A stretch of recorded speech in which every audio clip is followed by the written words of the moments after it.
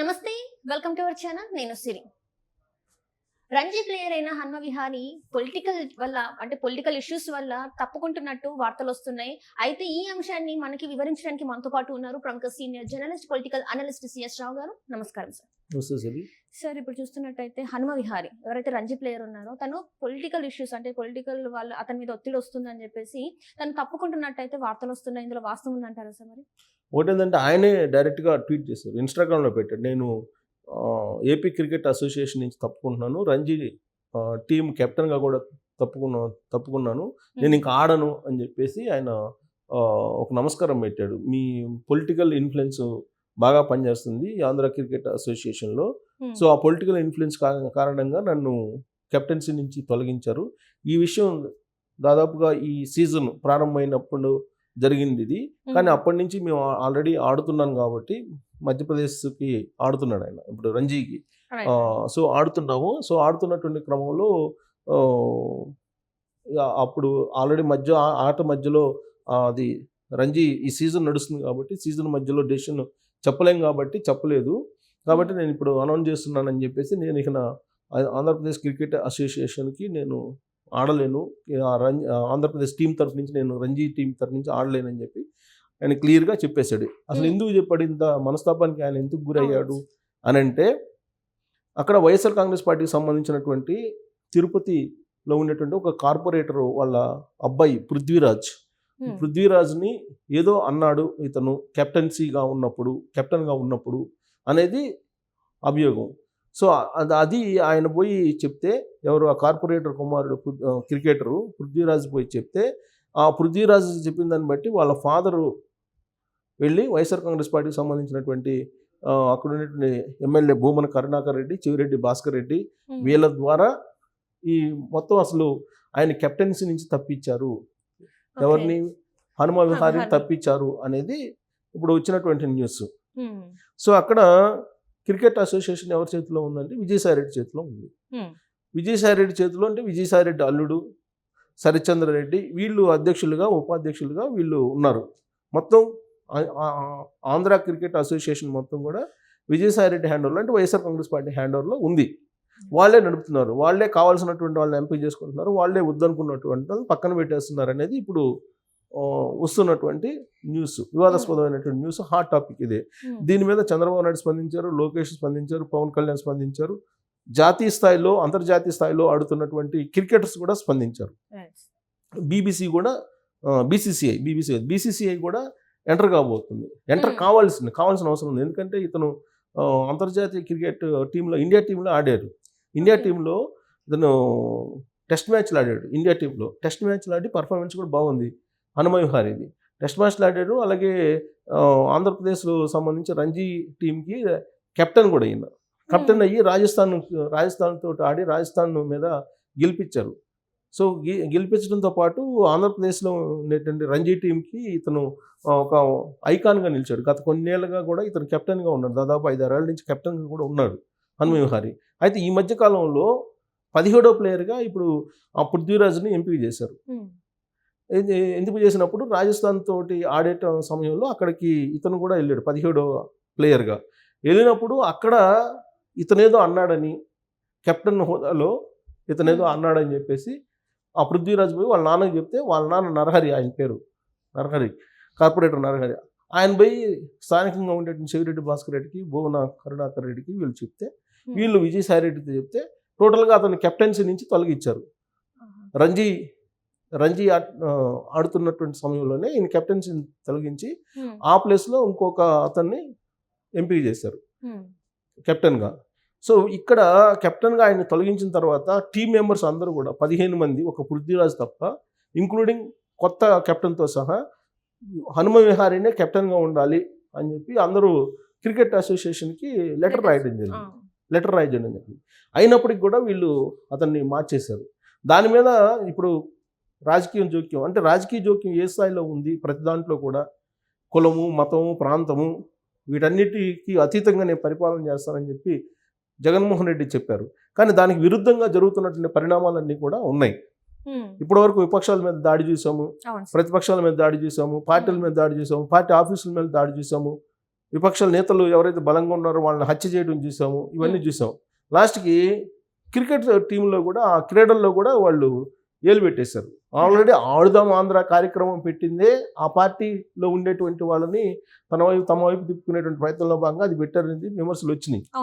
ఈ ఆడుదాం ఆంధ్ర కార్యక్రమం ఒక పొలిటికల్ కార్యక్రమంగా చేశారు దాన్ని. అదేమంటే క్రీడలు ప్రోత్సహిస్తున్నాం అని చెప్పేసి వాటికి బ్రాండ్ అంబాసిడర్గా రోజా, అలాగే ఆయన బైరెడ్డి సిద్ధార్థరెడ్డి వ్యవహరించారు. దాని మీద కూడా అప్పుడు ఐపాక్ ఏ విధంగా చెన్నై కంపెనీ ద్వారా దాదాపు 45 కోట్లు ముంచేశారు అని చెప్పి కూడా ఆరోపణలు వచ్చాయి. అయితే ఇక్కడ ఆంధ్ర క్రికెట్ అసోసియేషన్ అనే దాని మీద ఎప్పటి నుంచో రాజకీయాలు నడుస్తున్నాయి. దీని మీద అనేకమైనటువంటి ఆరోపణలు కూడా రావడం జరిగింది.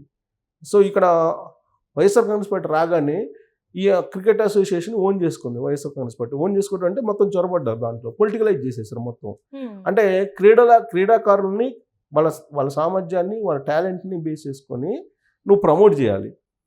అటు కాకుండా వీళ్ళు దాంట్లో కూడా రాజకీయ జోక్యాన్ని చొప్పించి మొత్తం వ్యవస్థలను ఏ విధంగా అయితే నిర్వీర్యం చేస్తూ వచ్చారో ఇప్పుడు క్రీడా రంగాన్ని కూడా నిర్వీర్యం చేసేటువంటి పరిస్థితి తీసుకొచ్చారనేది ఇప్పుడు విపక్షాలన్నీ ఎంటర్ అయ్యి విమర్శిస్తూ ఉన్నాయి. దానికి ఇప్పటి వరకు అధికార పక్షం నుంచి ఒక వివరణ రాలా. అయితే ఈ క్రికెట్ అసోసియేషన్ సంబంధించిన మేనేజర్ ఎవరైతే ఉన్నారో ఆయన మాత్రం ఒక వివరణ ఇవ్వడం జరిగింది. ఏం వివరణ ఇచ్చాడు? ఇప్పుడు హనుమ విహారీ గ్రాఫ్ బాగుంది, బాగా ఆడతాడు, ఆయన ఏ రోజైనా సరే ఇండియా టీంలోకి వెళ్ళే అవకాశం ఉంది, అందుకని మేము ఫుల్ ప్లెడ్జ్డ్ కెప్టెన్ పెట్టుకోవడానికి మేము మార్చాము అని చెప్పి వివరణ చెబుతున్నాడు ఆయన.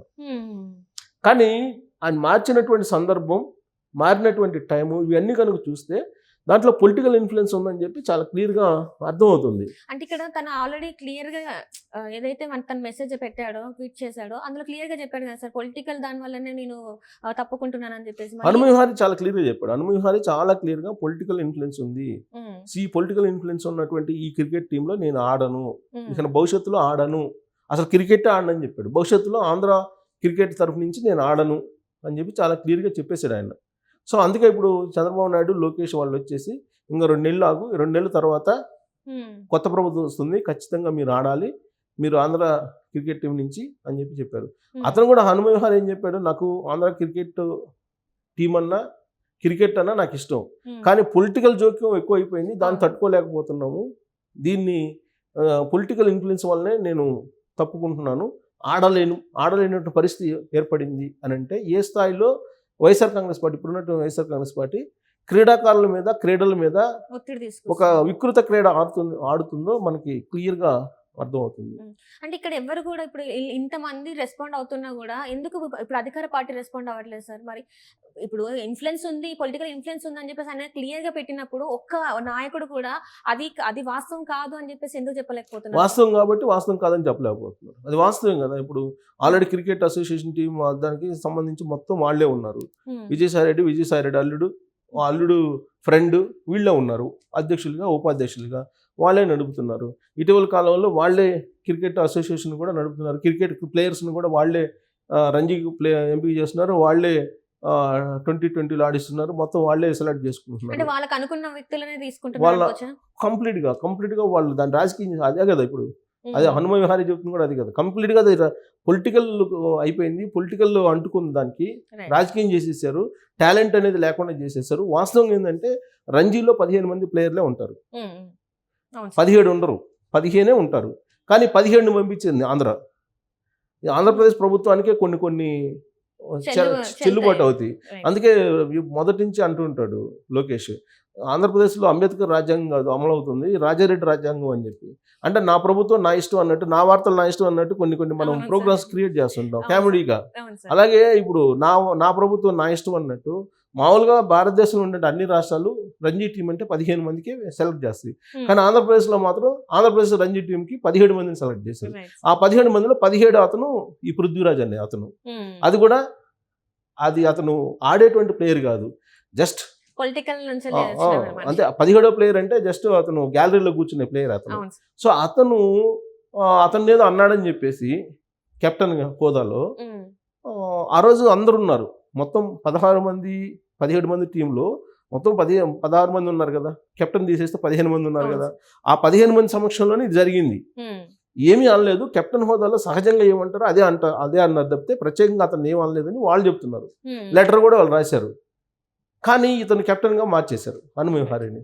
అంటే పొలిటికల్ ఇన్ఫ్లుయెన్స్ ఏ స్థాయిలో ఉంది ఆంధ్రప్రదేశ్లో, క్రికెట్లోనే కాదు అన్ని ప్రతి చోట పొలిటికల్ ఇన్ఫ్లుయెన్స్ ఏ స్థాయిలో ఉంది.